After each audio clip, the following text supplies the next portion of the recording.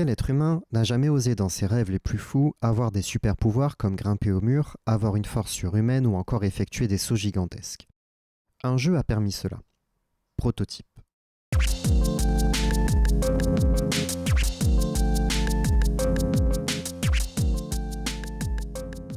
Imaginé par Radical Entertainment, studio de développement logé à Vancouver au Canada et fondé en 1991, le studio a développé à ses débuts des jeux pour Mindscape avec le jeu The Terminator sorti sur Super Nintendo en 1992 ou encore Mario's Time Machine qui est un jeu éducatif sorti sur Super Nintendo en 1993.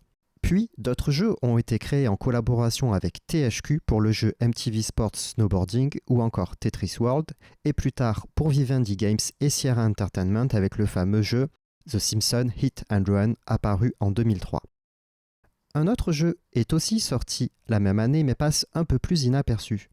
En effet, le film Iron Man ne sortait dans les salles obscures seulement 5 ans plus tard. Le jeu est donc arrivé dans nos contrées des années avant que la nouvelle hype des super-héros arrive. Ce jeu est Hulk, et en regardant de plus près, on peut s'apercevoir que c'est en quelque sorte un premier jet de ce qui deviendra plus tard le héros de Prototype. Ce studio a développé des jeux sur quasiment toutes les plateformes, que ce soit la NES, Super Nintendo, Mega Drive, PC, Xbox, ou plus récemment, il aurait participé au développement de Destiny en collaboration avec Bungie. Le jeu a été annoncé en août 2007 et devait être sous le branding Sierra avant sa fusion avec Activision en 2008, un multijoueur qui n'est finalement jamais arrivé.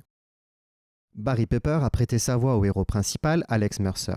A noter que c'est l'acteur qui joue le rôle du sniper Daniel Jackson dans Il faut sauver le soldat Ryan, sorti plus tôt en 1998.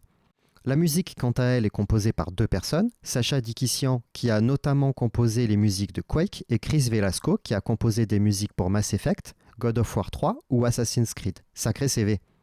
L'histoire nous plonge dans un monde contemporain dans lequel le héros principal a tout oublié de son passé. Il retrouve sa sœur qui l'aide à trouver des personnes afin d'en obtenir ses souvenirs. Car oui, il possède des capacités surhumaines, y compris absorber les souvenirs d'autres êtres humains. Cela va lui permettre, comme l'explique le PDG de Radical Entertainment, Kaylee Smack, de se venger. En effet, comme il l'explique, il découvre alors que la société Genentech a élaboré une arme bactériologique, un virus, avec pour nom de code Red Light, et celui-ci est devenu incontrôlable. Il a littéralement transformé tous les habitants de la ville en monstres, ce à quoi Blackwatch, force d'opération militaire secrète, répond en tuant tout simplement toutes les personnes impliquées afin d'endiguer l'épidémie. Alex, scientifique et témoin de cela, a eu la pire idée de sa vie puisqu'il a récupéré un échantillon de ce virus et l'a ramené à New York. Pour chasser, il cause la propagation de celui-ci dans toute la ville, transformant ses habitants en monstres.